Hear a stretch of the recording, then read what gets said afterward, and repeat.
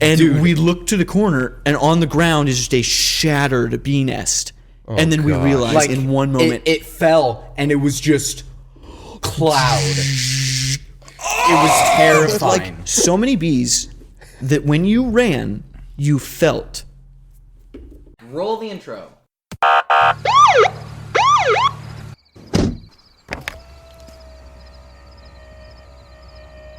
Evening, officer. Is something wrong? Just keep your hands where I can see them. Routine traffic stop. We got reports of someone driving under the influence. You know anything about that? No, I'm only under one influence. What's that? The influence of Jesus. It's time for Under the Influence. Yeah, we don't want to do anything to scare your children. Speaker seat boy. What's up, guys? Off the cuff this time. Welcome back to another episode of Under the Influence. I'm your main host, Jude Crane, obviously joined by our three beautiful co-hosts, Byron Thiessen, Jerry Crane, and Levi Thiessen. Ka-chow. Hello. We're four brothers, four hermanos, talking about Christ, our lives, and everything else under the influence. Oh! Dun, dun, dun, dun, dun. Then it cuts to the new intro, which you just saw, which was us in a kind of what's that show? Lamborghini. No. The show Friends? with Uncle Full House. Full House in style intro. Someday we should do that. It's going to be out by the time If we're still doing this podcast when some or all of us have children, when this podcast comes out, we should do like a Full House Yeah. episode. the milkman, the paperboy, evening TV. What? I think the very first, I want to be the milkman. I think the very first episode of the video podcast, it starts with you saying that. You're like, the milkman, the paperboy, and evening TV. And then It's the Levi only was part like, I know. I don't think I ever watched Full House. I don't even know what you guys are talking about. Sorry. you don't even know what Full House is? Nope. I at least know what it is. Oh I my just I know that I know Oh, enough man. about This it that is I know that I haven't unacceptable. seen it. Listen, dude. Full House is great. Yes, it is. I was about to say, Levi, that's so dumb, because your brother will obviously know what we're talking about. No. Nope. And he didn't. Thank you, Jeeves. I am an uncultured swine. Full House. Mary-Kate and Ashley Olsen. They played the little girl, Michelle. This is just classic America, you know. And we're using Bing. Why are we using Bing? Don't watch us anymore. We're using Bing as our. I didn't mean to use Bing. All right. Oh my gosh. Listen, Can you hear Byron. I can't even hear it. So this is great.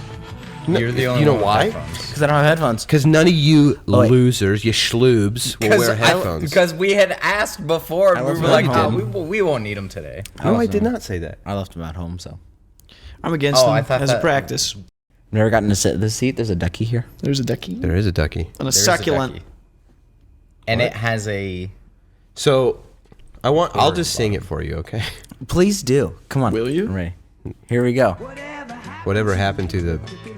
I don't even know what words he said. Bring up the lyrics. I'll sing it. You got it, buddy. Oh, here we go. Auto-generated lyrics. Click to end. What's the music sound like? Okay, good. Full House. Whatever happened. And he shut off the lyrics. And then he just clicks away from Now it the as soon intro as they started. appear. I was making sure that the people could hear it. It's not very loud, you know. John Let's Stamos. go back. Here we go. John State. You know what would be great? I don't have I can't see the lyrics. Whatever happened to predictability? The milkman, the paperboy, evening TV. Did I get delivered here? Somebody tell me, please. I read it too quickly. I can't hear the pacing. Starring John Stamos, Bob Saget, Bob Saget. Dave Coulier, underrated. Best part, yeah. Good dramatic Candace actor. Cameron. Candace Cameron. Christian. She's Jodie Sweetin. Mary-Kate and Ashley Olsen is the Scarlet Witch. Child. Scarlet Witch. And Lori Loughlin. I liked the show when she was on it. She plays the aunt who's romantically involved with John Stamos. You guys wouldn't know that because you never watched the Romantically show. involved with John Stamos. So now it's this music? No, they've been singing, so the lyrics just stopped showing Just up. stop showing. Is Just the word is popped up. Well, this is the end, created by Jeff Frank. So you've never seen this show at all? No. really? Oh, it's so good. It's very good. It's actually Really? worth watching today. I think so, yeah. If you like it. I mean, if you're I saw interested that there at was all, like Fuller House. you don't have to watch that one. That one's less good. That one's a lot like I've heard Lovecraft that, Country. I've heard that Fuller House is not as bad as all the other like sequel remake things. Oh. But I mean it's not Full House. Best Friends. Why hasn't that come out? Because they all look like different. Yeah, dude, Full House is like the reason I loved it growing up is it was pretty funny, but also for a sitcom, it was pretty wholesome. Like Wholesome, clean. it was clean, like all Good the characters lessons. were fun. Yeah. And the relationship between Bob Saget, so basically the story is Bob Saget is the dad, the primary dad of all those kids, or the dad of all those Primary children. dad. The primary dad. Well, I would say he's the primary dad, but then I realized like the only dad because Yeah. the other ones don't have children. At least not at the beginning. Later they do, but and his wife dies, I think like shortly before the show starts, and he's raising 3 daughters on his own. And then I don't remember what circumstances lead to his brother, right? Isn't Joey his brother? I have no idea. Yeah, well then Uncle Joey and Uncle Jesse end up just moving into the house with them at some point. Is Joey the brother or is the And then mascot it the becomes brother? a full house. Yes. Wait. Joey is John Stamos. Yes. Who's No, Joey is Collier. Oh, Jesse cool. is Okay, Stamos. yeah, then yeah, I'm pretty sure they're brothers. Yeah. So Uncle Joey is the one that had like the puppet and stuff, and he's just a goofball, absolute dweeb. And he moves I in. did not get that from the clip. No. Yeah. And then Uncle Jesse's like this cool, suave, kind of womanizer guy Yeah. that's like in a band. And John Stamos is John Stamos. yeah. But He the writes great thing jingles. is like the show is super wholesome and it's so sweet because in different ways, like these 3 men are raising these girls Mm-hmm. in as healthy of a way as that is possible. And then Lori Loughlin is the romantic interest of John Stamos, who Yeah. kind of fills that motherly role when it's necessary. Yeah, and at some point they end up getting married, and they end up having kids, and they all live in this big house. Do they have And then, twins? is that Which when it is becomes ironic Fuller House? because they have twins, and then the other little kid on the show is played by 2 twins, but it's one Yeah, character. because often how kids would be played by twins, because like sometimes kids get tired of acting. Labor laws. Yeah, You can't have a kid acting Dude, child all day. labor laws so they would on just use- set is crazy. but yeah, Yeah. so Mary Kate and Ashley Olsen, when they were little kids, they were the little kid on the show, and then later, the Jesse character has twin boys. Witch. No, that's Elizabeth Olsen, their little sister. Go ahead.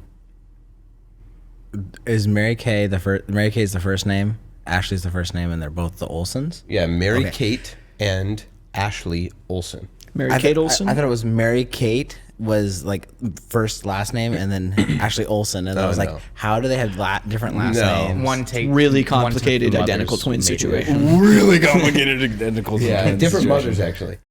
But the show's really good. Anyhow, Really good show. That was a weird It conversation. was like I grew up watching that show, and yes, Levi's right. Scarlet Witch is played by Elizabeth Olsen, who is the younger sister of those 2 twins from Full House. And their youngest brother plays Silver Surfer. Silver Surfer. No, that's not true. You know the guy that plays Silver Surfer? He's like one of my favorite Aaron character Taylor actors. Johnson? No, he plays about all the the other one? monsters. Evan Peters. It's actually really unfortunate.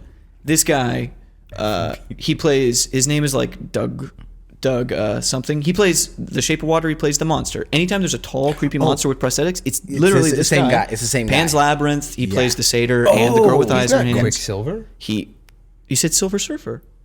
Oh, I did. I said Silver Surfer. Silver Surfer is who And we've been talking You about. said were you thinking said of Aaron Quicksilver Taylor. That's why you said Aaron Taylor because- Yeah. Bohansen, because he played Silver. Wait, Silver Surfer is an Olsen?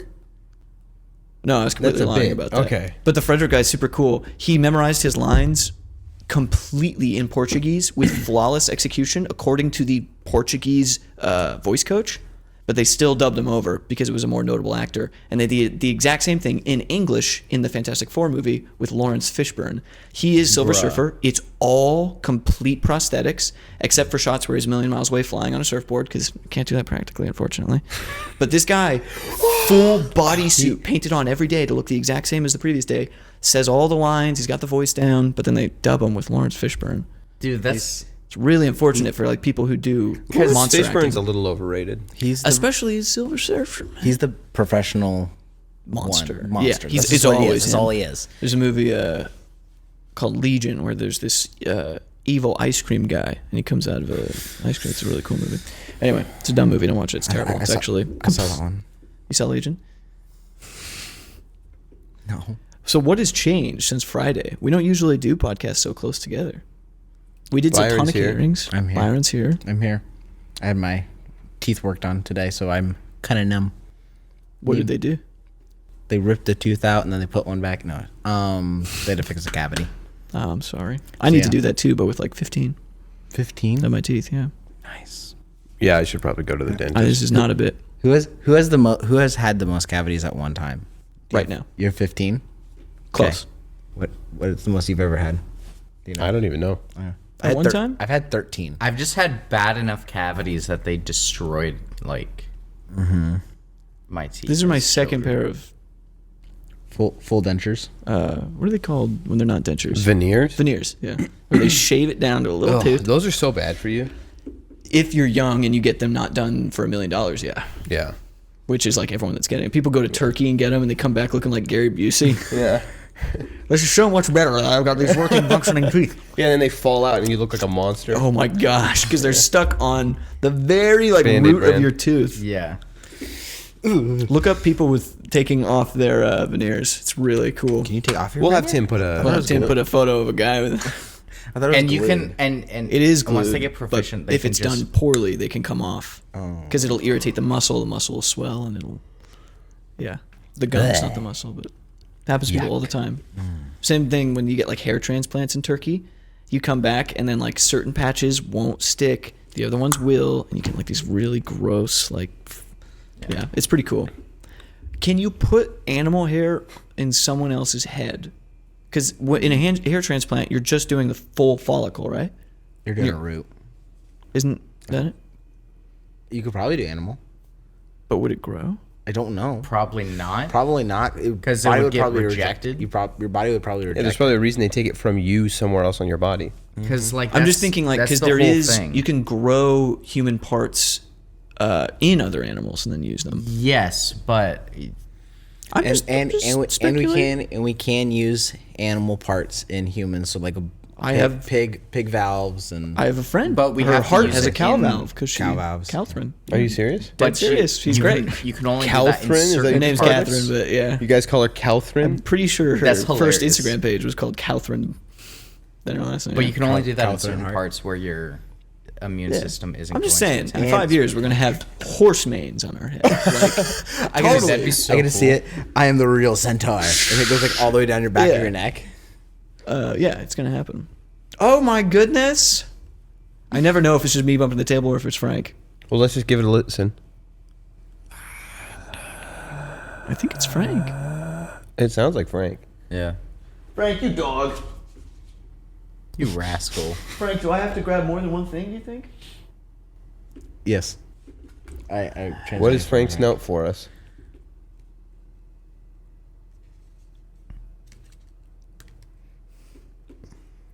Nothing. What? It's a Magic the Gathering card.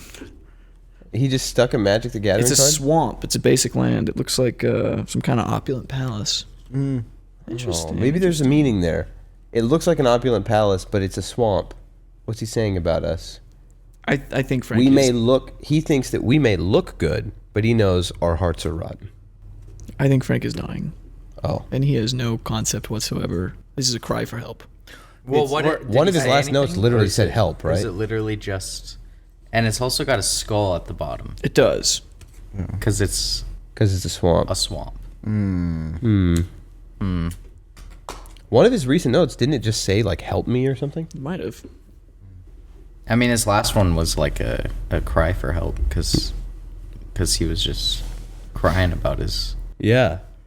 biggest mistake yeah, you ever, missed not that. following in his Biggest father's mistakes? footsteps. Yeah. Last week we talked about Yeah. how Frank, he told us that his hat. I mean his hat. His his dad was a felt hat peddler. In And he was Sicily. in Sicily, and he was supposed to follow in his dad's footsteps. You're laughing at him. I'm sorry. I got This the is sad. I got the He image of died it. and I got joined up the in image of it, and I'm World like, War One. It gets worse. What? He didn't follow in his dad's footsteps, and instead, He went. You're into laughing now, World War too. One. well, he fought for the Axis power Yeah. in World War II, Yeah, World War II. and he regrets it, which regrets is good. But the part Gosh, that he can't people just recover from their mistakes? The part that he regrets is not selling felt caps. It's true. That's what he really regrets. We learned that Frank letting was his on father Italy's down. side during both wars, which really means they only came around once, and it didn't even matter when they He came also around. fought in Nam, but not for who you think. Dude, What? Nam is rad. Nam is the coolest. War is bad, but Nam is the War is most bad. interesting and like, just like politically very interesting. Wars I don't think to the me. veterans would agree with you, but that went. that it's politically interesting. I think they would. I think they'd be very. I think they'd agree with what I would say about Vietnam. Yeah. That it was a waste of time and money and life. yeah. Probably to some extent, but I don't know.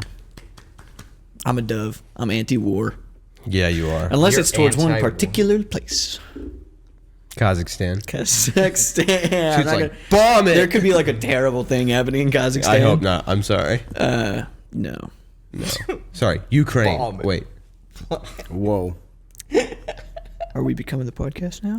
Are we coming into our true colors? Our political podcast. Our political podcast. No, I feel very, very sad for like the things that are going on in the world. I don't mean to make light of them. Like, I was going to say the war on drugs, oh, that's a good war. Yeah, we should just bomb. even though it wasn't. That also was terrible. Yeah. But that no, doesn't but matter. like, take it to the streets. You know, Yeah, get the drugs into not the streets. drugs. Take the drugs to the streets. take the drugs to the I mean, streets. take the war to the streets. you Exactly. know? Yeah. I mean, it's, Get out there, do the job. It's difficult. Get those drugs out of people's hands. But we live in Oregon, so we give them to people. No, we sell it to them legally. Yeah. Yes. We're like, oh, you're addicted to crack? Here's some more. It's, They were it's like- real. If you're Sorry, not somebody from said Oregon- crack, and How do Byron we, just went. how do we stop the? My Yeah, my that's weird, face, guys. my face is numb. Okay. Somebody say crack. Not because of Somebody crack. say crack? My face is itchy, guys. It's just because of my lidocaine. I promise. Were you you know- catering Saturday? Yeah. Oh, I didn't see you You were at catering all. Saturday? He did a bar. Dude, I was prepping down here, and then I had to leave early for a bar. Because I was at a told bar? you were part of the crew. I was disappointed because I got to work and I never even got to see you or anything. Yeah. You were at a bar, and you were at a bar. I was camping. You were camping? I was camping. And You were he- camping? He was catering. Yeah. I got stung by a bee. Oh, there was a funny. What? You got stung by. Wow. Yeah, I found out that apparently I'm immune to their venom. Very good. Dang, that's It nice. just didn't itch? Not at all. It was a bee or a wasp? It was a bee. Was it a sting or a bite? Oh, it was a sting. I yanked that sucker out. Wait, can bees bite?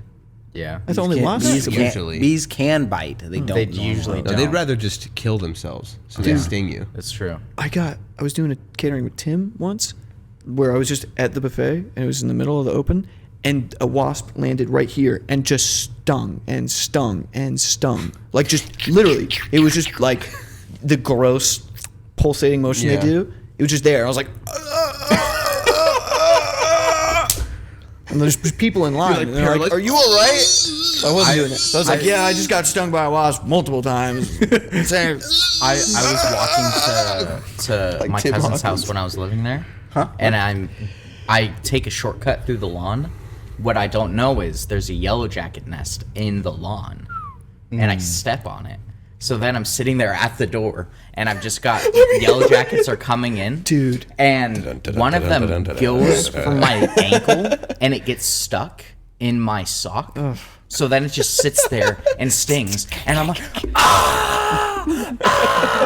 trying to get the key, and I'm just banging on the door trying to get the key, and then he finally comes in. It comes to the door, and he's like, "Dude, what's your problem?" And I just rush past him, slam the door closed, run in, and Why didn't you yank kill out it of while my you were ankle. outside? Because wanted to I didn't get want in? the rest of them to like swarm Yeah. me. I love Once the first the one. way He you was said more it's like- concerned with getting away from the horde than the pain. I'm imagining just this cavalry, just all these bees just. No, him, guys. I was Hold the line. I was at the park with Matt and Ashley because Perry and I were doing our premarital counseling. Okay. And we are sitting there in this field, and I was like where the shade was, where we were sitting under this tree. It was obviously slowly moving throughout the day, and we're there for a few hours. And about at one point we're like, oh, the sun is starting to like get onto Perry and I. Let's move this way, and so we all kind of shifted, and then we didn't really shift again. So like this leg is a little burned. Sick. It's not badly burned, but you can see the difference. Yeah. Oh yeah. And so at one point I was sitting there, and they all kind of had moved, but there was no room, and I just was like, I'll be fine. And then about an hour in, I was like, I'm definitely burning. And they're like, what? And I was like, my left side, because it was just right down the middle of me. My left side was just burning, and I was like, yeah, I'm burning. So then we switched. So they sat over there, and then Perry and I sat on the other side. History. And I'm sitting on that side now, and then I'm like, oh, this is nice. You know, it's cool in the shade. And I lean back and like put my arm, like, you know, you lean back and put your arms behind you, and I put them in the grass, and then I'm like sitting there, and I'm like, what was that? And I thought like a fire ant bit me or something. I was like, that was weird. And then it started to hurt really bad. And then I saw this big old dagger in my finger. So I yanked it out, and they're like, oh man, I hope you're not allergic. And I was like, oh, I haven't been stung. I can't even remember the last time I was stung by a bee. Maybe I am. And then Matt was like, dude, that's going to swell up. You know, if you're not allergic, it'll still swell up pretty bad. It's going to be itchy. And I was like, oh, I mean, it feels fine. I took the thing out. It hurt a little bit, but I took it out, you know. And he's like, well, just give it some time. It's going to swell up. Nothing ever happened. It just went away. I have like a tiny little dot right there. I see it. But there's no, it never. And so later that night when I got home and Perry was leaving, she's like, oh, how's your bee sting? Did it ever swell up? And I was like, oh, it's gone. I'm immune. I'm immune to their powers venom. now. You can. I have radioactive bee powers. Take off your can glasses get and it you can see more, better. Huh? You can get it more. Like if you get stung more and more and more, you'll build up Oh, yeah. intolerance for it. So just So maybe you have But I've been been stung, stung a lot. once. Maybe I've you've only just ever been stung once. constantly been stung while you were sleeping and you just slept through it.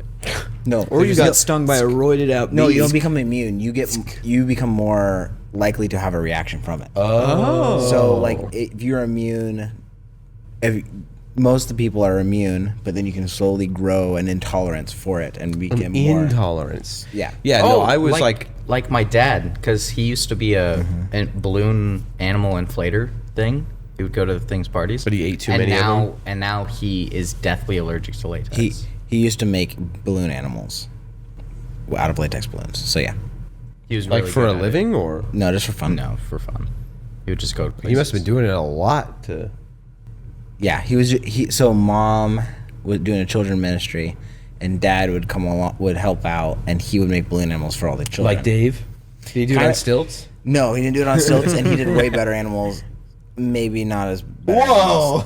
Similar animals to Dave, and different animals than Dave did. Yeah. So Dave had a couple. Shots of fired. Byron Sorry. said didn't use stilts, Didn't but he you? used giant arm extenders. So he was like, Yeah. Well, he actually used his feet Yeah, to make yeah, the yeah, animals. he did. He was It's like a a gorilla. snake. It's It's a snake. I'm just impressed that you managed to blow that up like that. Do you remember the catering we did in Portland? It was like Portland Square, and we had to take the big Mm-hmm. yellow truck too. We had run out of plates, and So I you had to started go. using balloon animals? No, we had to go get some from like Yeah. Safeway, but it was 3 blocks away. So I had to use my phone and just run there. And I reached the second block corner. I was looking at my phone, and I just got that horrible sensation of when a bee goes really close to your ear. So you just hear it really loud, like zzz. I was like, oh, my heart. And then it just went zzz. I was there at that. And we looked to the corner, and on the ground is just a shattered bee nest. And then we gosh. realized in one moment, it fell and it was just cloud. It was terrifying. like so many bees that when you ran, you felt like you're running into a cloud. Were they attacking you? I never got stung.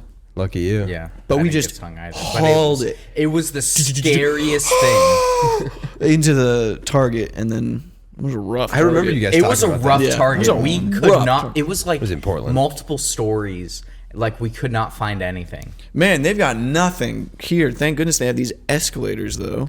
They did have Into an escalators. empty aisle with no paper plates or anything. It was Yeah. really funny. Like, And swimsuits for trans look, kids. poop on the floor. A slide. You know, A slide. their priorities were a little out of whack, but it was a cool target. It was just very weird. Yeah. Well, it's Portland. That was my only other. That's bee kind of story. Portland in general, right? I think It's I like- got a bug bite. It's kind of too cool, recently. but it's just a little weird. I accidentally stung myself on a bee. You stung the bee? Yeah. Or you It actually was like? it was a bumblebee. Like we were playing ultimate frisbee. It was at a middle school retreat, and I'm sitting there at the end zone, and I like jump up, like waving my arms and stuff, and I jump up and I hit something, and I look up and there's a bumblebee going by, and then I look at my hand and I'm like, huh, this hurts a little bit, and then it started to swell up, and I'm like, oh shoot. I walk over to it. You killed that bee. I know. I felt so bad because it was just minding its own business, and I just jumped up and I put my hand into its stinger without realizing it. And so it's flying and also just goes. Gets gutted. I go over to a teacher and to Mr. Garvey actually, and I'm just like, hey, I got stung by a bee, and he's like, what? I didn't notice there wasn't any screaming, and now I just got stung by a bee. And he's like, I don't think you did. And then I'm like, I show him the difference between my hands, and he's like, oh, I guess you may have. All right, well, if it gets any worse. And I'm just like, Instantaneous. All right. Look, this and is. I just walked back. We lost the game. It's kind of the bee's fault for flying like. Just like, I hope I don't run into anything. Well, no, it's like going by, and I put my hand it's going faster into the back of it. Caught the back end. Oh, you got rear-ended. Yeah, you got rear-ended by my hand. Hardcore And then gutted, like as Levi pulled away, just. Could you just? That's horrible. Yeah. Levi just went, ripped out all of its innards, and it. If a bee stung you, but it didn't pull the stinger off on its own. Could you take tweezers, grab the stinger, and free the bee? Yeah, people do that. Like they'll get stung and then the bee gets stuck, and then they'll carefully. So but does that often bee... they still get damaged. Oh, do they get damaged? Sometimes. Because the polling and stuff. But there's got to be like one bee that didn't. Yeah. So he goes back to the hive, and they're like, "What happened? What happened? I stung somebody." Yeah, and they're like, The first king bee. the first king. The first Monarchy. Yeah, and then immediately he's like, I guess I'm immune. Sting somebody else. Our king cannot be killed. Sting him. He sends the whole bee population, just like a religious extremist bee. He just becomes Kelsey. We cannot be killed. And then they're all just like, yeah. But some poor dude is just like, ow. Some What is guy going does. on? It's Bees one are- of the, Frank does not like the bees, beard bee guys that don't even care when they get stung a ton. Oh It's yeah, just like, beekeepers. What's going on? For every video you see that though, you see one beekeeper who's like, hat falls off when they're taking down a nest. Have you seen that? Yeah, and then That's- they're like, The worst. There's other beekeepers that will go out and find random hives just in regular street clothes and just collect it. There's got to be a difference in bee though. Like not the same guy, not the same type of bee that they're hiring a guy in a full suit to get. Well, this woman Those are that wasps, has Wasps, this has this like whole thing where, as long as like Yeah. she reads the how they're flying, like the in their TikTok bee swarms. lady. yeah, she can see She their was on Joe energy, their Rogan. She's got- chakras. Yeah, Each individual one has a field. Yeah. She starts doing Well, hand she can read hand their, signs. she can read their star charts. She's like, this Bijutsu. bee is a Gemini, She's using hand signs and getting them to like follow Doctor along. Strange. No, not Doctor Strange. Bees. Naruto. And then all the bees. Naruto. Wait. Oh, Naruto. And then they all just pile into the box. that Leader she of the already has made. bees. Joe's just like, wow, that's crazy. And she's like, yeah, actually, watch this. And the table just starts. She's actually just Scarlet Witch. Reality's whatever she wants it to No, be. she just controls bees, and all the bees fly underneath, like in the bee movie. Yeah. Lift the That'd be table. kind of cool. They could lift a plane. Yeah. Yeah. They can lift a plane. That's right. Even though they scientifically they can't even fly Is that themselves. true? No, well, scientifically they bumbles. can because they do. No, yeah. Right? They just don't know. Bumblebees. I think scientifically they shouldn't be able to, is what they say. Their wings shouldn't be able to, with the size that they normally are, to generate enough Yeah. upward Lift, thrust. yeah. Yeah. But those bees thrust. I don't know how they do it. I was just thinking about science. the Single other day. thrust. And then they just fly for a while. And they can write a movie. Like a lot of birds. What? And they can write a movie. That's true. The bees can't write a movie. Yeah, so you went camping. How'd that go? It was good. It was fun. Went up to Sparks Lake. It was with our three sisters. And then we went in for like a 10-mile round You trip. went with three sisters? Went to. We were in the area of the three sisters. Oh, gotcha. That, No, I those are just some, see mount- infamous those are I did some not mountains. go with three sisters. Those are some mountains here in Oregon. Yeah, it was just me and my dad. It was a lot of fun. and Sister then Byron? we did a 10 mile hike up to a lake, and we were supposed to be able to go fishing. So I brought my fishing pole. Nice. Yep. Couldn't get my fly out there because I was fly fishing. Couldn't get the fly out there far enough. Oh man. So there's nothing that I got, and there's other people that are like, "How's the fishing?" And I'm like, "I can't get anything. This is great." So Did your dad get anything? my dad took photos. So Okay. he did butterflies, and I think he You got a couple birds. cool photos that I saw. And then, this morning. but the main trip, the reason why we were there is to go get star shots and do astrology that stuff. Astrology. You take shots until you see stars. It's a classic. It was a classic. That's a classic. Classic father-son bonding. Yeah, just. Yeah, here it is. There's the shot. There's one of the shots. Oh, you'll have to send that to I can send it to you. Tim. Send it to Whoa. That is so amazing. You can see the star. So that was like, Have you already seen it? Yeah.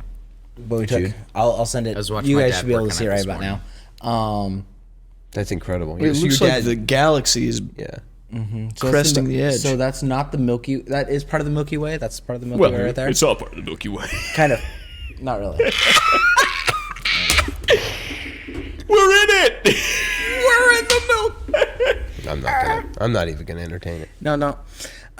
You did because you already like hunched over to try and do I'm it. seeing if there was another one. Nope, that was it. Nice. But we got to do some star shots. It was a lot of fun.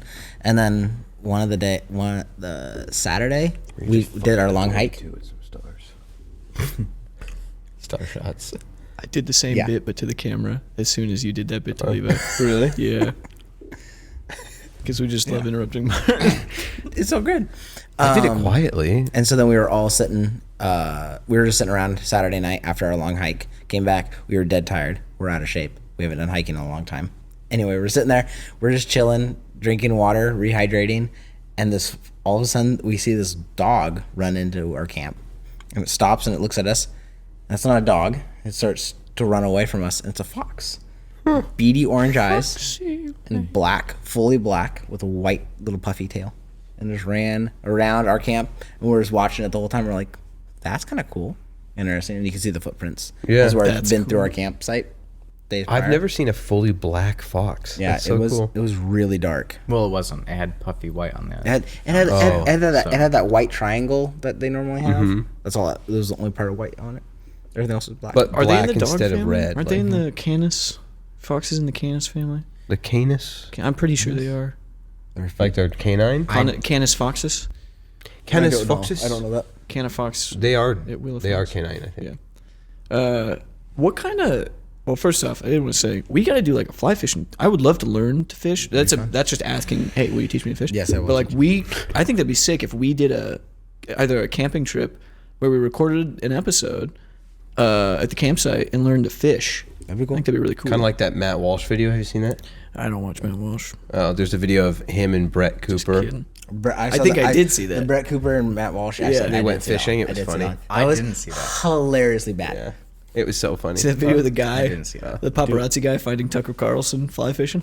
Yes. That's funny. Oh, Regardless I of what you saw think of that. Tucker Carlson, Yeah. Tucker just such a nice absolutely guy. like just shows him. He's like, yeah, you want to see my flies? Yeah, actually, this is how you tie it. And the guy is like, the guy who is paparazzi, and he's trying to get Tucker to say some Yeah. things, but then Tucker's just like, Tucker's just yeah, like- I've been fishing with my dad ever since then. This is And how I the guy's tie like, him. It's really "Oh, cool." He's just talking about fishing. Fly fishing, and then even the paparazzi guy's like, oh, that's kind of cool. I will watch you fish. Yeah. That's a neat I think he video, was also telling him like, "Can you fish here? Are you allowed to fish here?" Yeah, And he's like, always been allowed to fish here. Yeah, I'm allowed to fish here. which is cool. I think he's in New York. He's in like Yeah. he's either in like He's a Central Park in or like in like some a like park. Yeah. But And they're like, you sure you can fish here in Central Park? He's like, yeah, you can fish here. Do you and your dad talk a lot when you go camping? Yeah, a little bit. What do you talk about? What do we talk about? Yeah. Like, do you just talk about a lot? Do you, when you and your dad go camping, do you use that as an opportunity to build like a surface level friendship with your father? And that don't mean as a bad thing. Like, do you just talk about things as if you're with your friends, or do you take that time? Because I think both are totally like normal things to do. I think it's both. It's also like, so me and my dad will also like vent to each other about work or about other things that are going on that we're upset about or just frustrated about. The other brother. No, I'm just kidding. Yep, we talk about Levi a lot. That's cool. But we do build the surface level, and then we also build the lower level. That's cool. I'd like to be a fly on that wall. or would you like to be A a lot- fly a lot of- on a lot the of- water? A lot of times. So when the fox came in to camp, we were literally just so tired. We just were sitting next to each other, doing nothing, not on our phones, just sitting there. And then the fox came up. We're like, "That's a fox." Talk about the fox for a minute, and then it's silence again. That's cool. So I value that time a lot when you're with people, especially like your dad and you're alone. You can just be in silence. Yeah. I think that's rad. I also think foxes are one of like the top 3 coolest animals to see. super in cool. the wild. Foxes are so cool. My dad's only seen 2 in his life, and I've only ever seen one in my life, like in nature, in wild. It was this one? at the zoo. This was my first one ever seen. My dad said he saw one other one. It came right. It didn't come into camp. It was like way out there, as he was on a hike. It came and ran through the trail. They're so cool. Oh, when Barbie came out, I saw this photo of somebody like made a Barbie version of Batman. So it's like pink batsuit and everything. And they're like, "Oh yeah, because of Barbie coming out."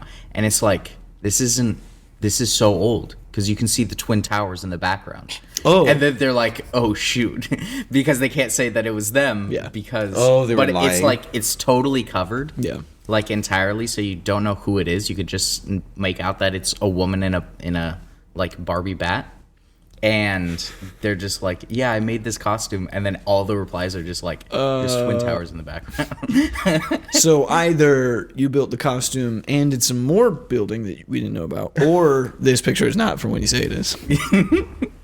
That's funny. Speaking of movies, Barbie and Oppenheimer both just came out. Jude, how were they? Oppenheimer is the better viewing experience. Barbie is Did you actually obviously go see the him? better movie. No. Okay. I'm waiting for Julia to get back. We're going to do a sibling thing. And also Levi might come. And also Levi. I would like to go. Dude, I want to go. I want to. I mean this 100% seriously. I'm probably Julia there. really wanted to do like a sibling thing, just me Yeah. and her. Okay. But I what thought are you doing there? The only person that Julia might be okay going, yeah, we they had can a come along too, is Levi. No offense, but that's ridiculous. Why? It is ridiculous. Why And Levi? also, no offense, but I talked to her about it and she's like, yeah. But I was Get like, is wrecked. there anyone No. else? I'm not offended that if she wants to do something with Jude, but you, Yeah. like, It might be because we are an extension of the same being, Levi and I. but Yeah. Julia has never gotten along with you. Or gotten along with you. Has Like, Julia ever not gotten along with him? Like, oh yeah, I've talked to her. Oh, about really? it. Oh yeah. I Sorry, forgot Julia, she to put hates you. No, but there was a time where she was like, I just don't know about Levi. Really? She's like, I'm not sure about him. Like, I don't know. I do want to see them both. Oh my goodness. I do want to see Barbie and Oppenheimer. Yeah. So when I did that, I was doing that bar on Saturday, and this girl came up who had enough to drink, and she was like just talking to this couple, and she's like just talking about how much how bummed she is that Barbie already came out and she wasn't able to go because the wedding was like taking up so much time. Stupid wedding. And she was a bridesmaid, and she's like, I got a just want to Barbie. see it so bad. And then she's like, you guys can see it, right? And they're like, oh yeah, yeah.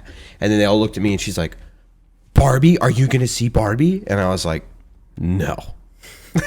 It was a little fun, but with how, like, I don't know why, but when people are a little bit buzzed on alcohol, I just love to, like, Shut them down. yeah. Man, Yes. Is that bad? it means Like, it means as a career choice, you shouldn't be a bartender. no.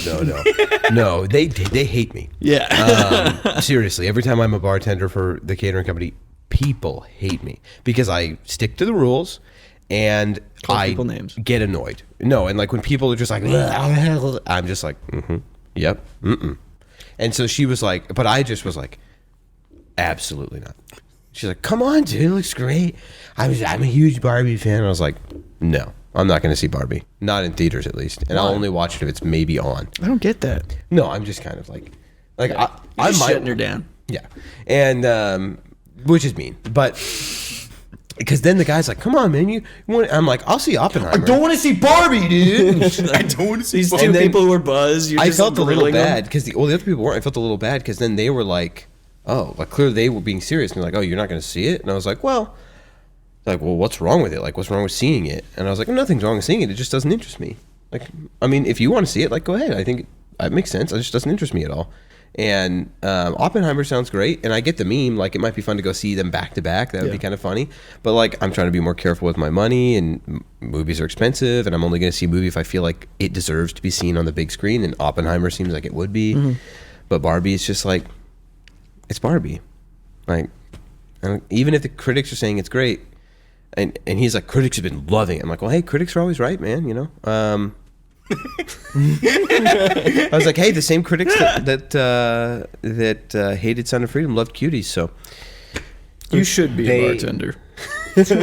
You should be. At one of those. the ones that would love me because they hate me, kind of a thing. Yeah. Or like one They of those keep coming mean back. bars. Yeah. Yeah. Yeah. No, that guy though, I ended up talking to a lot throughout the night, and we had a great time. That's like he came up to me at one point and was like, "What you listening to in those headphones there?" And I was like, Barbie. "Yeah, the soundtrack to Barbie." No, I was like, actually, because they were playing like regular wedding party music, which is, you know, Cha-cha, real smooth. and he's like, "Oh, what you got blasting in those headphones?" I was like, "It's not, you're not what you're expecting." And he's like, I was like, You I'm probably lis- wouldn't know him. It's the Beatles. No, I was like, I'm listening to a book. And he's like, oh. He's like, really? An intellectual. Because I think he had said, like, he's like, what you blasting in there or whatever. Like, and expecting me to think, yeah. And I was like, no, I'm listening to a book. And he's like, really? What book? And I was like, well, I just finished, I really like medieval fantasy. I just finished a medieval fantasy book. And now I'm listening to C.S. Lewis's The Great Divorce. And he was like, I'm getting married in a month and a half. yeah. And he's like, all right, well. This guy's like, oh, that's super cool. Lime White Claw? Yeah. And then but then later he was like, how's that book going? I'm like, good. What's crazy is I can't. They just I sign the love papers. listening to that stuff, but I can't do that when I'm doing like a bar or catering. I I can't. just pause it when people walk up, and then when they come back, I unpause it. I hate doing that. I hate pausing books. Well. I just hate. But speaking of movies, we talked last week about Christianity in fiction and like superheroes and all that stuff, and we wanted to talk about it. We don't have a ton of time now, but we wanted to talk a little bit about that when Byron was here, because Byron's a director, right? And so He's getting That's into what I it, do. yeah. he's And getting writer. his PhD That's what I do. in what? In Barbie related things. Actually, funny enough, that I movie was and everything. just thinking. What? No. It was, Okay. So we had talked about like how do you write Christianity into fiction, and right. So Byron, you weren't here, but the question was, how do you handle as a believer writing God into stories, and do we feel like it's What are we looking at over there? I was recovering from not laughing, and then I went back to Byron. But then I made eye contact with you, so it made it weird. And like how to handle that, right? Like it's ripe for mistakes. I feel like so there's one side of this discussion that's like, is it dangerous? Like are you going to be disrespectful? Like there's a way to do it tastefully. And I think we kind of talked about how like you could write Christians into stories, but like the topic of how do you write God into a story is interesting. And like, should we do it as believers or should we avoid it or what? I don't know. What have you guys covered already in the Pretty much nothing. We primed our intellectual Juices. lips. Flow. Because I can just think. I only think of Narnia. We talked a little Why bit do you about think it. Narnia? Because Narnia, right away, is kind of the symbolism of Christianity and kind of an idea. It's very easy fantasy for everyone, but it's definitely has Christian values. Aslan is definitely a God, Jesus figure. Messianic, yeah. Yeah, he is definitely the Christ plant. He's definitely a Christ plant. We definitely have sin of man. Christ. We sin of man. We have the 4 kids who are now human-esque or humans in us. Definitely think they're humans. They're definitely yes. I don't think they were humans. What I They might love have about been Narnia, hobbits. it also They might have been shows hobbits. like trying But, to like- follow in the Messiah's footsteps, failing. trying to follow in his footsteps, failing, and then if you look at that's just Narnia. But then if you look at which one is it? It's Ender's that Game. yeah. Ender's No, Game. the other books. There's other books. in Oh, the series. ones after Prince it. Caspian? And the other one, Prince Caspian. It has The Dawn Treader or whatever. Yeah, Dawn Voyage. Voyage of the Dawn Treader. Voyage of the- Edmund? No. Edmund? No, Edmund is in it, but their cousin. Oh yeah. I can't Yeah, remember played his name. by eyebrows guy. Yeah, Abershka. My least like. Whatever. Great actor. But he like Will Poulter. he does sin, and then because of his sin he gets turned into a dragon. because he stole something. He turns into a dragon. Then he's stuck with the dragon. He doesn't want to be that, so he starts scratching himself. But then he has to turn from his sin to God, which is Aslan. Aslan appears to him and takes away his sins, and he has to ask for forgiveness for his sins. And that's just kind of like our transformation. There's a lot of symbolism throughout it. One of my favorite things about Narnia is that you see like the sacrificial element, right, of Aslan, and then I love that the rest of the story is about the difficulty, but that it's right, but like the difficulty found in trying to then still follow someone that you like can't see there, you know? Yeah, the characters are ridiculed for still believing Aslan's there. The youngest girl is such a literal, almost on the nose, but it's good because he's like, "What do you mean, Aslan?" And then they're all telling her like he died. Yeah. And one of the most like purely rhetorical, like it's for your emotions, but direct analogies from the Bible is like the curtain tearing when Jesus is, and that Doesn't curtain the thing break? And that curtain, I mean, just in history, is like literally a 6-inch thick like cloth, and it's ripped. And then Aslan's stone, the altar, is shattered. Yeah. It's just so cool because it gets the like emotion across, where most people, there's a lot of people that don't realize how thick that curtain is, why it's so important that it mentions it's ripped from top to bottom, and then seeing that like, we can see. I'm excited to see that if they end up going through with it in The Chosen. Yeah, that's gonna be like, dude, like I'm hopeful that The Chosen doesn't run into more stupid controversy and they continue to do their best, because I'm really excited to see. Like I was talking to Dad about how in that show, I mean, say what you want about it, but I think that they're doing a good job, and it's cool to see how like you can have really really powerful movies like The Passion of the Christ. And part of what makes sometimes a movie powerful is by seeing and growing close to the characters. And, you know, that's something that makes good TV really powerful. It's like you're with it for such a long time. So with The Chosen, like some of the hard truths of the story of Jesus, that's going to be rough. Like and I think that it should, right? Yeah. Often we try and better understand Christ's sacrifice and a lot of the work he did and the disciples did. And it's easy to kind of like remove even emotions from it, or just look at it like, you know, just black words on a white piece of paper. But when you have years of watching them and seeing these characters and keeping in mind, of course, that like these are character like representations, human representations, but still like if that stuff is gone, I hope they go over that stuff in The Chosen, and we get to see like just a tremendous because part of the like some things should be animated because you can express something in animation better. Some things shouldn't be. Like film in itself, one of the reasons that film is so great as opposed to just stories is the visual aspect. You're watching it, and so film is one of the best mediums. It's so underused. Like when you talk about super impactful, important Christian movies, people bring up Passion of the Christ. There's one other one that I really disagree with and don't like, and that's usually it. Which one? The Shack? Bingo. And then film is going to be, it's so important to like grow in that area of your faith, and film can be such a good way of like showing you that. Like that visualizing is such an important thing, I think. And it's being able to see that grows part of your relationship that previously might have struggled or not been able to without seeing it. Like, it was either The Shack or Heaven is for Real that you were referencing. I don't think the people I've talked to have never referenced Heaven is for Real and been like, that really impacted my life. Okay. Prince of Egypt. Prince of Egypt. That was phenomenal. Such a good movie. Such a soundtrack. I still think I can perfectly visualize the sea splitting because it was so well done. Yeah. And it was animated. For like the topic of Christian God and fiction, I feel like the only three ways after our last conversation, after thinking about it, that I've come to look at it is you can write Christians into things, and we ought to, because you can write a Christian and you kind of have this fail-safe that if a Christian does something wrong, we all understand as Christians that like that's part of it. We're able to make wrong decisions. Using biblical material to construct an analogous story, I think is probably the best route if you want to write God into something. Because there are super impactful stories in the Bible. They could be made super impactful to certain people by turning them into film. And you have a one-to-one, right? You can recreate the panels. I kind of came to the decision that if you're writing new material, unless you are inspired divinely, that you shouldn't write God. Well, do you think people are being inspired divinely still? That's the question then, not whether or not you should do it. It's that.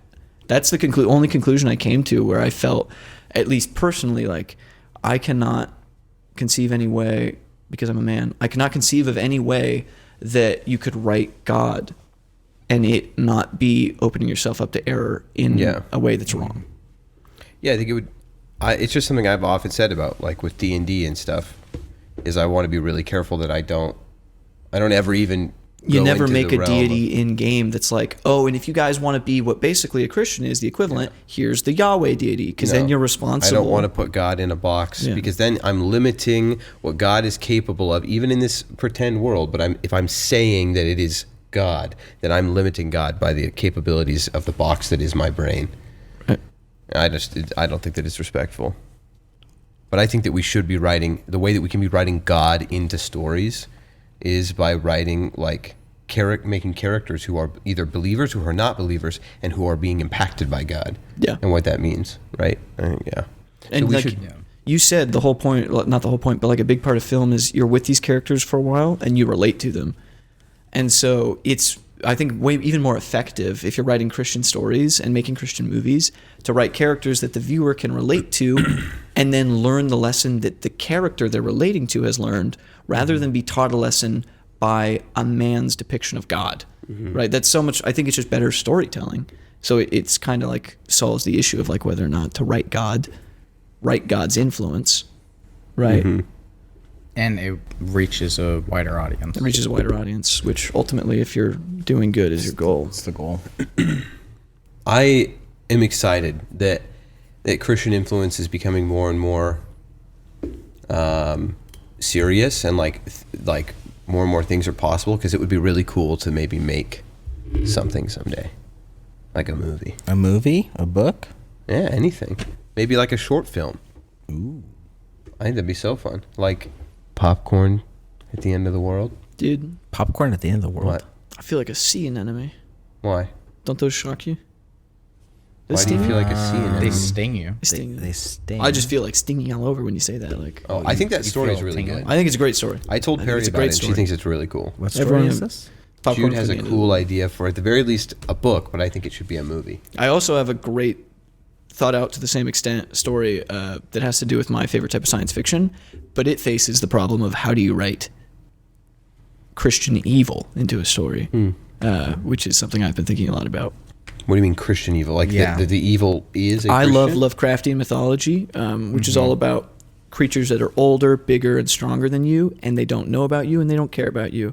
How do you interact with such things? It's not based on Christian world, but if I were ever to write a cool story about creatures that are, or people that are having to deal with these like entities and come out on top, a really cool like Christian character I had was someone who just looks at it and goes, and I have a few verses that actually back this up. Not that I couldn't find verses, I'm going to stop prefacing everything I say. This cool Christian character just says like, look at the way throughout history, even in the Bible alone, how demons have interacted. It's always been outside our understanding. And so like these geometric horrors or, whatever, these are just like, this is how we perceive the demonic influence entering the world. And at some points it's stronger, but there's some issues with that. And so it's like a different question is how do you deal with Christian evil, real evil, in a fictional story? Yeah. That's kind of the Probably just puzzle box important that too to like that it is fiction. Like if that's a big emphasis that like this is fiction, I think that goes a long way. You also don't want a War of the Worlds situation. How do you mean? Oh, where it was read out on radio and everybody thought that it was actually happening. Dude, people were shooting at cell towers. Yeah. I don't think it's even as important of a question as writing, how do you write God? It's just another thing I've been thinking about. Yeah. But I too would like to see Christian influence come together and make some kind of piece of media separate, some sort of fictional media. I think that'd be very cool. I think that would be so cool. Tell us what you think in the comments. In the comments below. Because we're on YouTube, I forget.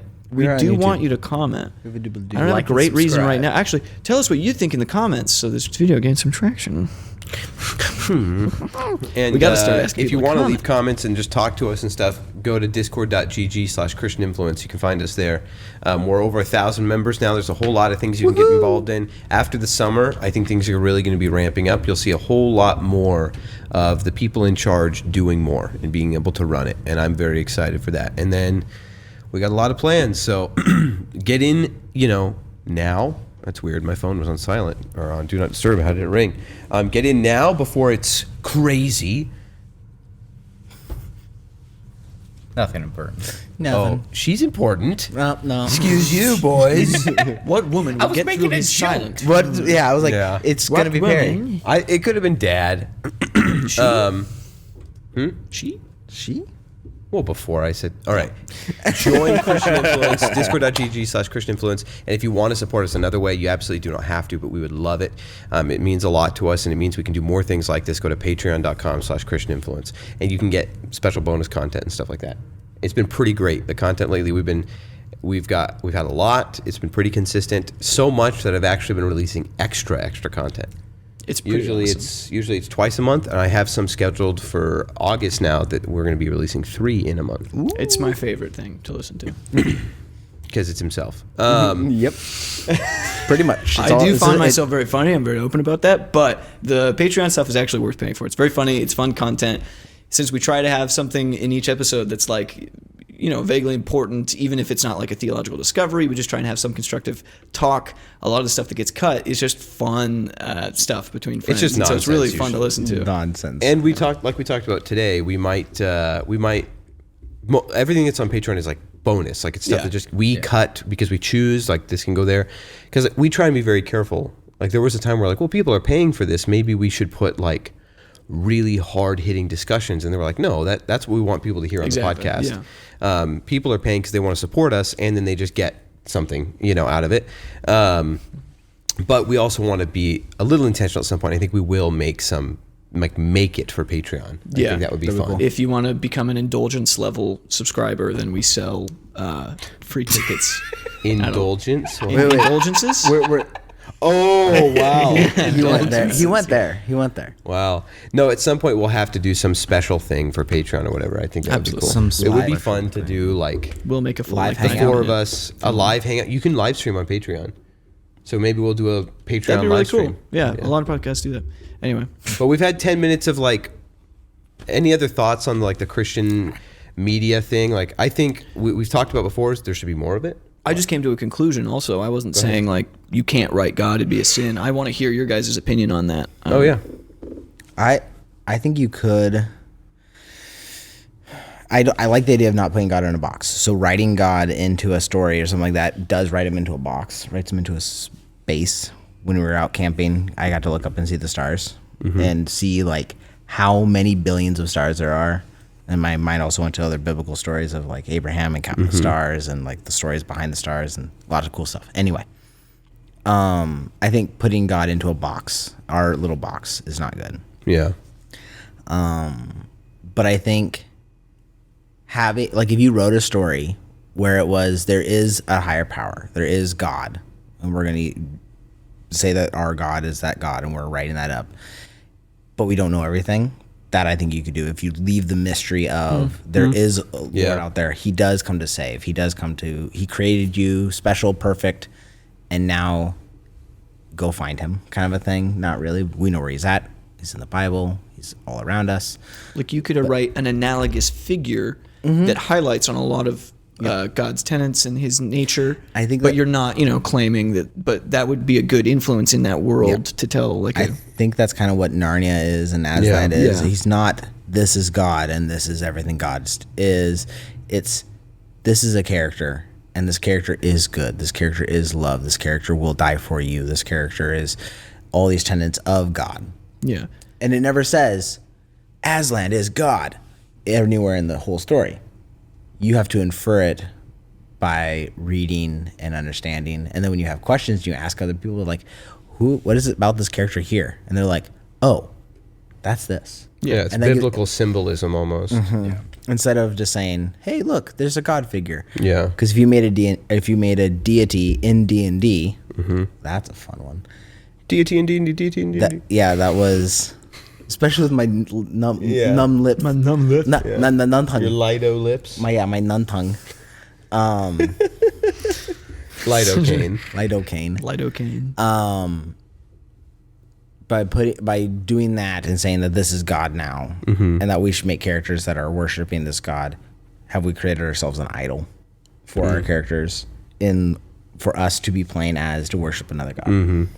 That's something that I have thought about, and so like with D&D specifically, with Matt's character, he worships a deity that is strikingly similar in a lot of ways to Christ, and that was his plan. He's like, I want to, if I'm going to play a game, be able to like glorify God in it by even playing a character who is devoted to a God of sacrifice and sacrificial love and taking on the pain of others, and so I've just been very like, okay, yeah, like that will be, I'm okay with that. Like in a similar way to Aslan in Narnia, Ilmater will be this sacrificially loving God who does suffer for those who he has created and who he protects, and try and navigate that in a world where it's like medieval fantasy where there's all these other deities, because I've made a real effort to emphasize the fact that like all of these deities or the gods in the world that people worship are like imperfect beings that are just beings of great power, because I think that that's better than trying to pretend like there can be a fantasy world where there's a bunch of beings like our God. And the difference between like you were saying Aslan is this analogy for the key to like his god Ilmater is that it's an aspect of. Yeah. So Matt gets the opportunity to tell this great story about the aspect of God's long-suffering, self-sacrificialness. But God, our God, is also a wrathful and vengeful God and just God. But you're taking the aspect of self-sacrificing and just saying and putting that on the spotlight so Matt can tell that story and teach that lesson through it. But you're not trying to encompass God into this deity. It's been cool. Like we had that one session where it was him, like Paul in prison, basically just ministering to 2 or 3 other prisoners, and it was essentially like Matt was like evangelizing to me, playing these other prisoners, and I'm just sitting there thinking like, this is so awesome because we're going to have people that listen to this podcast, and it's a little on the nose, but it didn't feel like ridiculous. It was fun, and it was so fun like for him to try and convince these guys of like right before they were going to be executed, like to give yourself up to God, and it was fun, and I had fun with it, and I'm glad that Matt got to do that, because that's like what Matt's there for. He's there for like the speech. He wants his moment to like give a speech to an NPC or to somebody. And what's really cool is Matt having like a big theological background and a good theological understanding. Is people could have questions about God's self-sacrificialness and his love, like the problem of evil. If God's so loving, why is there evil? These are questions people have, and like I've had questions that have just sat in my head, and they're just questions. I never try and get the answers.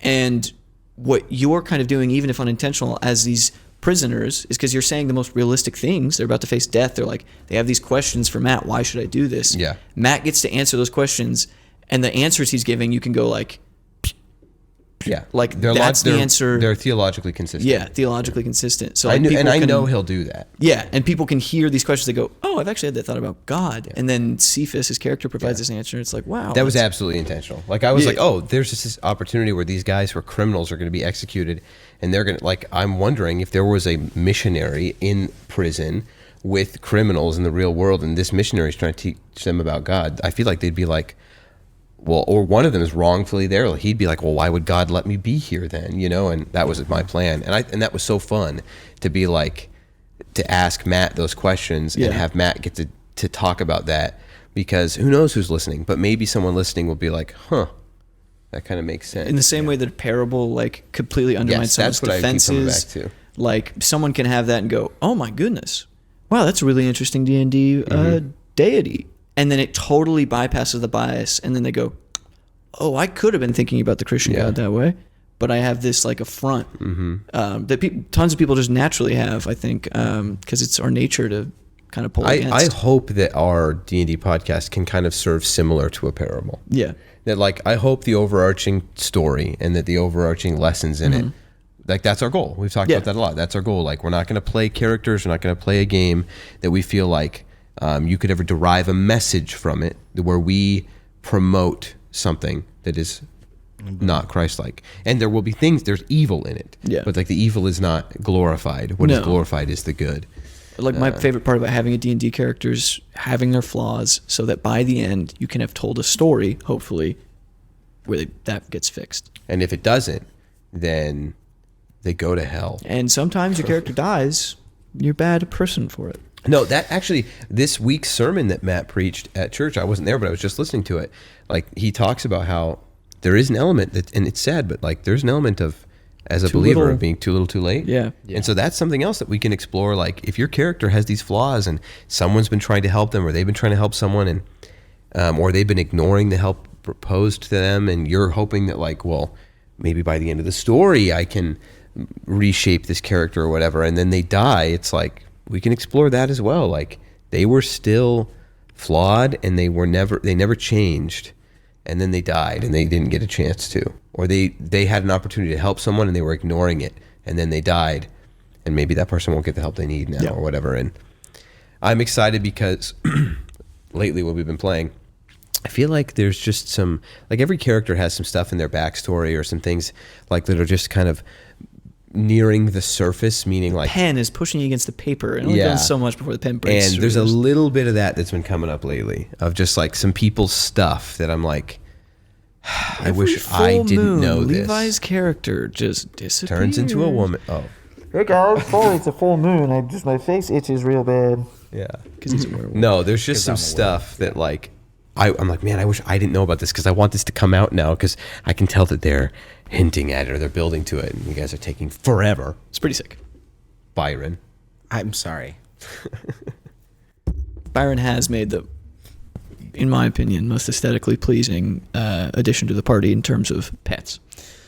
Yes. Yeah. He- Giant mountain goat. yeah. It's so His cool. mount that he has summoned is this giant mountain goat. You'll probably hear it like next year.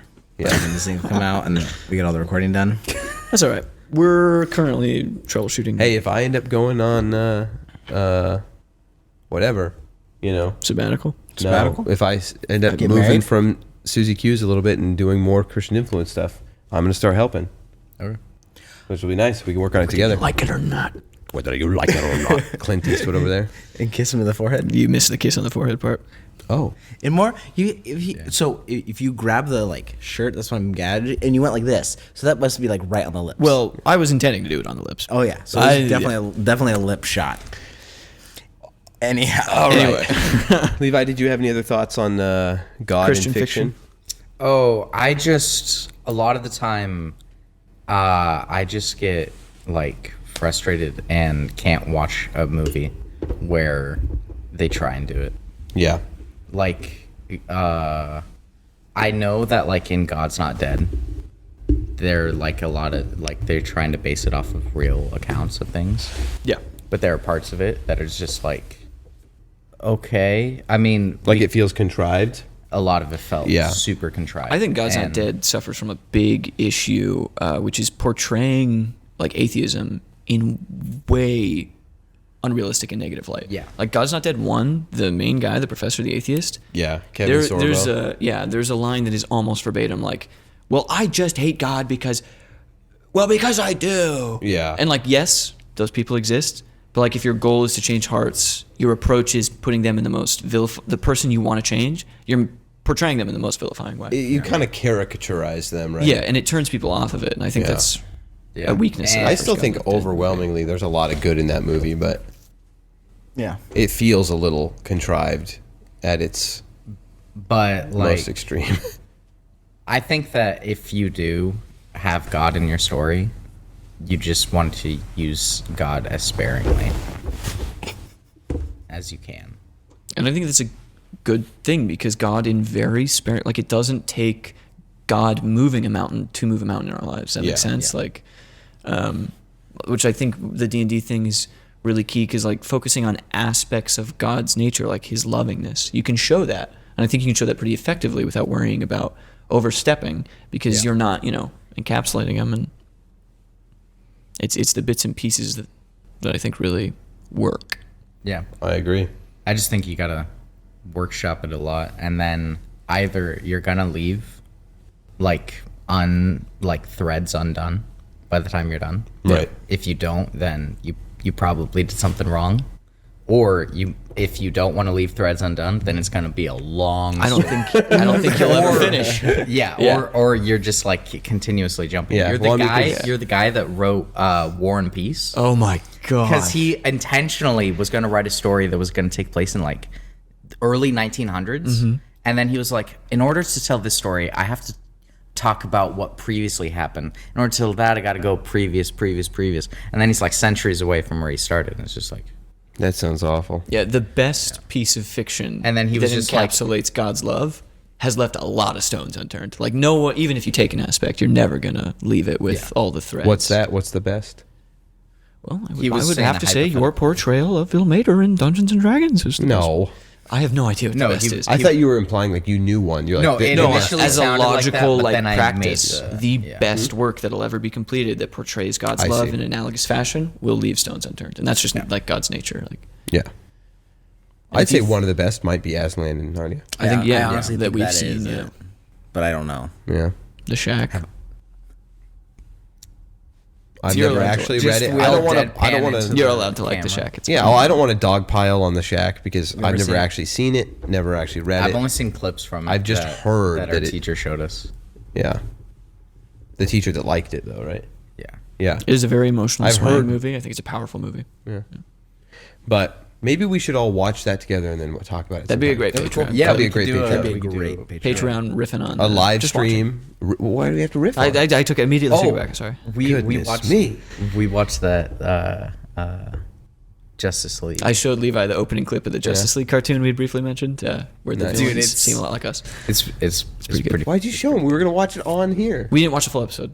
Okay. We literally just You just showed him watched, the part that you the were first, talking about. Yep, that's a smile. All right, we got to go. I have to go back to work. Sorry, we got to wrap lads this and up. lasses. Thank you guys for hanging out. Thank you for listening. Thank you for watching. If you listen and you want to have a little more fun, go watch on YouTube. If you can't, we still love you. Get involved on They won't Discord. see the heart.